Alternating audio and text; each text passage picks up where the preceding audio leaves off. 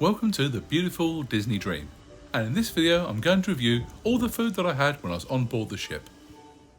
And I'm going to start in the first of the three main dining rooms, and that's at Animators Palette. Disney have a unique rotational dining system, where you eat at a different restaurant each evening and the serving team follow you around so you get to know each other. There are large screens placed strategically on the walls around the restaurant.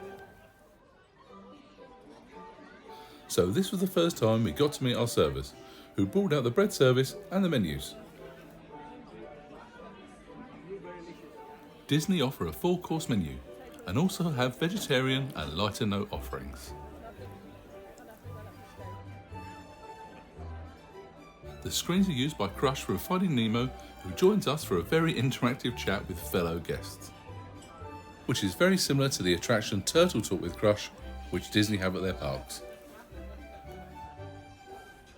I had the black truffle pasta per sets.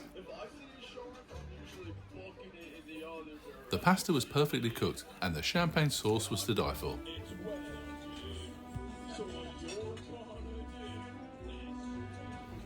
Followed by the delicious baked potato cheddar cheese soup. Have I mentioned how good the soup is on Disney? On my other half had the sliced serrano ham. All the UK, England, that's sick! Dude, I've been asking a ton of questions today. Do you humans have any questions for me? Disney are more than happy to provide as much food as you desire, which allows you to try other options or to share with others. So for research purposes, I chose the pork chop and the panetti bolognese as a side.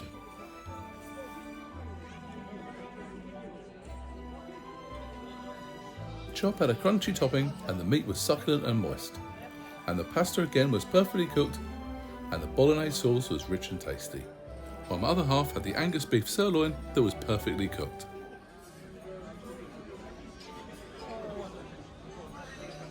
And then out came the dessert menus.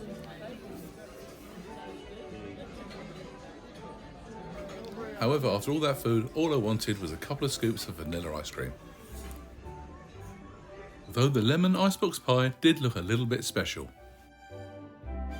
Overall, it was a fantastic meal at Animators Palette. The service and food were excellent. And now it's time to have dinner at the Enchanted Garden, which is a restaurant themed to the beautiful gardens of Versailles in France, although the food itself isn't particularly French inspired. Our servers, who we met yesterday for the first time at Animators Palette, followed us here for the second of our rotational dining restaurants. We were then brought the menu, which had a wide range of options. Feel free to pause the video to take a closer look. And just to say that despite this being pirate night, we're not actually at sea, we're still in port, so there won't be any fireworks. And all three restaurants will have their original menus and not the ones themed for the event, because this is only a 3-night cruise. The bread service consisted of multigrain and country currant rolls with a chickpea garlic puree. I thought the theming in this restaurant was absolutely fantastic. You'd never know you're on deck 2 of a ship. For starters, I had their North Atlantic lobster ravioli, which was fantastic and the sauce was really flavoursome. And my other half had the heirloom tomato soup, and I'll keep saying it, the soups on Disney are second to none. There are no limits to the amount of food you can order on Disney Cruise Line, so for the sole benefit of you the viewer, I had the pan-fried sea bass and the marjoram-scented roast chicken. The sea bass was excellent, so light and flaky, and the risotto was perfectly cooked. The chicken was nice and succulent, and the sweet potato mash was incredible. These two dishes were an absolutely perfect combination. And my other half went for the slow roasted prime rib with veggies and a double cooked potato. The dessert menus were brought to the table and the offerings looked incredible, but by this stage I was completely full and I couldn't have anything, not even just for the vlog. Dinner in the Enchanted Garden was a huge success, but now it's time to head outside to see the Pirates in the Caribbean deck party. Our third and final rotational dining restaurant was going to be the Royal Palace, which, like the Enchanted Garden where I ate the previous evening, this also is French inspired. And I've never seen a napkin transformed into a jacket before. And our excellent servers brought out the menus. Feel free to pause the video if you'd like to study the menus further. And as you can see, there are some classic French dishes available. This is a 4-course menu, but on Disney Cruise Line, you can order as much food as you would like. There are also vegetarian and lighter no options too.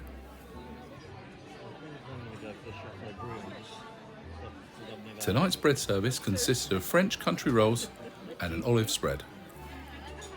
There's something quite European about drinking a 21-ounce Spanish beer in a French restaurant. For starters, I went for Gaston's escargot gratiné, which is snails, finely chopped mushrooms and garlic butter. Which both sounds and looks utterly disgusting, but do you know what? It tasted really good.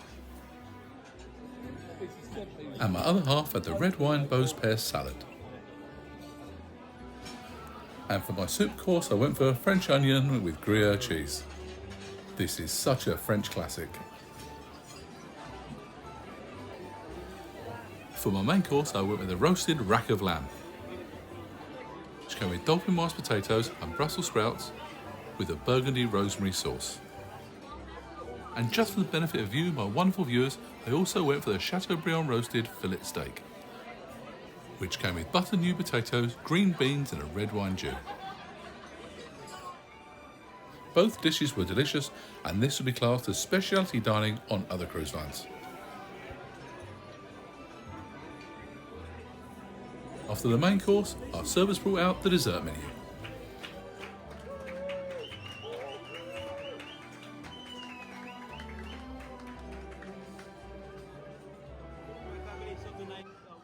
My dessert, I went with the apple tart tartane, which was a caramelised baked apple with vanilla ice cream.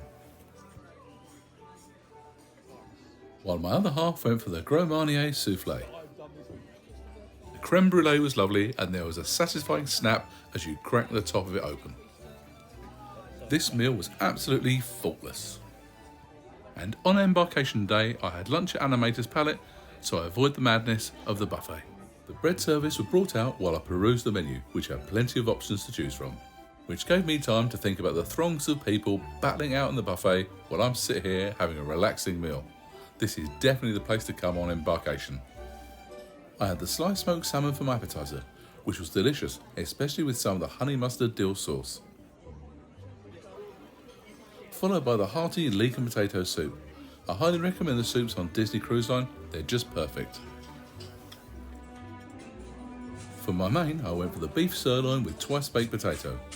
The beef was so tender, my knife just glided through it, and the potato had a crunchy outside and fluffy in the middle. My other half had the crispy beef empanadas and this huge muffaletta sandwich. It was very tasty but far too much food. And we shared a bottle of Santa Margarita sparkling rosé from one of my favourite vineyards, which was so light and refreshing. For dessert, I went for the carrot cake. I'm not really much of a cake person, but this was amazing. Did you know you can have a premium Mickey ice cream bar at every restaurant, even though it's not on the menu? Just like dinner last night, it's going to be held in the beautiful Royal Palace. At dinner the previous night, our waitstaff had informed us that we would be on the same table the following morning, and they gave us our time, which was 8:15.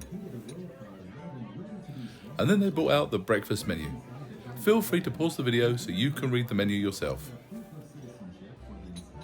And I'd just like to take this opportunity to thank our server, Nikolai Christic, our assistant server, Ver de la Cruz, and our head server, Rexon Rodriguez, who all worked so hard to make our cruise absolutely fantastic. Started off with an orange juice and a coffee, followed by a bagel, sliced smoked salmon and cream cheese, which I put together to make a bagel sandwich. Also tried the breakfast tortilla and the eggs for the road, which is a Disney Cruise Line classic. But I'll give this 4 out of 10 for presentation. And while unfortunately the breakfast tortilla was very dry,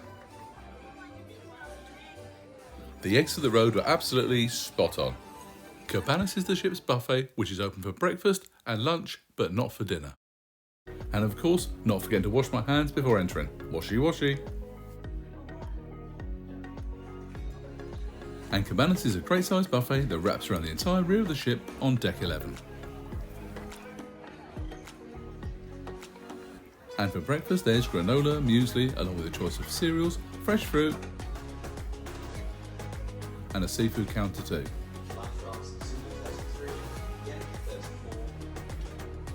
And there are fresh pastries and pancakes, along with cooked items such as bacon, scrambled and fried eggs, tomatoes and corned beef hash. And there's a drink station for teas and coffees and a full service bar, should you fancy a beer with your full English. This is the fried egg and omelette station, where omelettes are prepared using your choice of ingredients. And although the omelette itself was a bit child-sized, it was still pretty good. Overall, breakfast was good, especially since there were proper sized sausages and the bacon was nice and tasty. And it really set me up for the rest of the day. And as you can imagine, Cabanas can get really busy at times, so I suggest they're going either early or late. And this is what Cabanas has to offer for lunch, and as you can see, it's still really busy. There's a huge variety of food to choose from curries to wraps to cold meat and cheeses. There's also a soup station. You can have rice, mushrooms or mashed potatoes to go along with the pork chops and steaks from the galley grill. And there's a choice of bread, fish and roasted vegetables. There seemed to be an almost permanent long line for a pizza at Neptune's Italian. Those looking for a healthier option, there are plenty of salads available.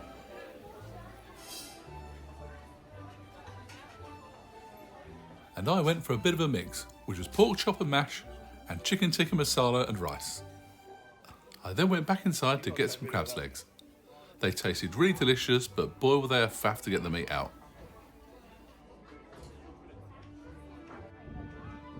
But overall it's pretty tough to beat lunch with this stunning view. Out on the pool deck and there's some counter service restaurants such as Luigi's Pizza. There's a good choice of toppings and this comes highly recommended. Tomato Grill serves burgers, chicken, hot dogs and fries. And I'll describe it as perfectly adequate poolside food, but nothing to write home about. And Fillmore Favourites serves filled rolls, wraps, sandwiches, paninis and salads. And to be fair, the salads looked really good. And also out on the pool deck is ice cream, which as the name suggests is the ice cream parlour, and best of all you can serve yourself a variety of flavours. In the adult only pool area there's the Cove Cafe, which is a coffee shop where you can get a drink and a snack and has a great art deco feel. But please be aware the drinks aren't included in your cruise fare. But here you can also get pastries, muffins and cakes, and they're actually free of charge. Cove Cafe is a fantastic place to go and chill out with a drink. If you'd like to treat yourself while on board the ship, then Vanellope Sweets and Treats is for you. Here you can purchase sweets, chocolates and popcorn, along with some fantastic Disney shortbreads and lollies.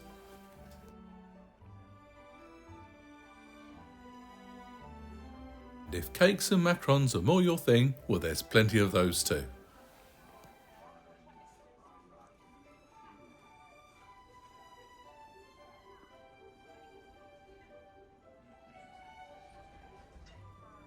They also serve a selection of artisan sundaes, milkshakes and ice creams.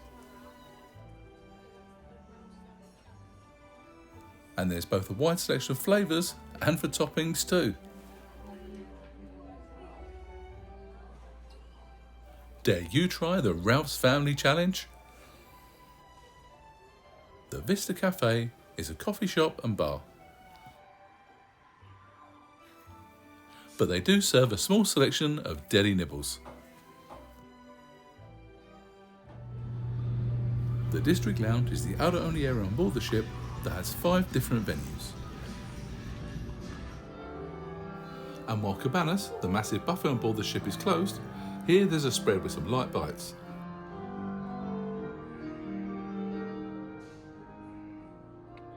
Just don't let the kids know.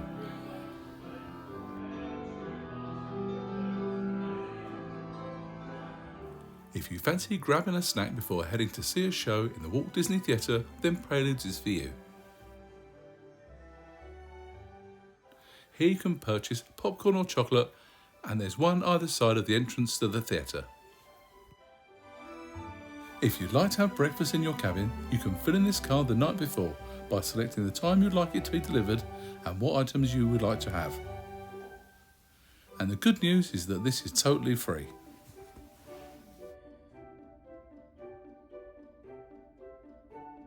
I went for some cereals, some fresh fruit and juices,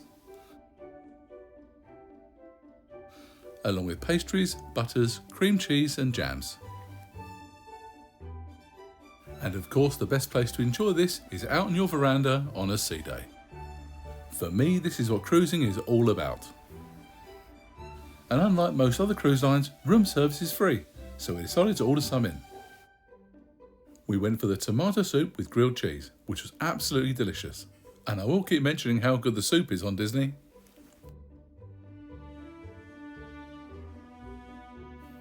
And also the cheeseburger and chips.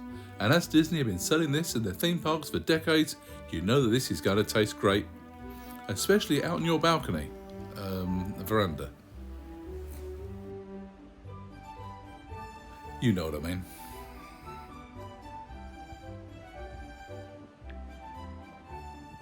And back inside we also ordered the lamb and beef P-Day and the all hands on deck cheese board. Unfortunately, both of these items were removed by an overly efficient host, but they did look really great. So do remember to hide your room service away. And for those of you wishing to splash out, the Disney Dream does have 2 specialty dining restaurants. To the left is Palate, which is an Italian-inspired restaurant. I had the Palate brunch on the Disney Magic and it was absolutely incredible. Highly recommended.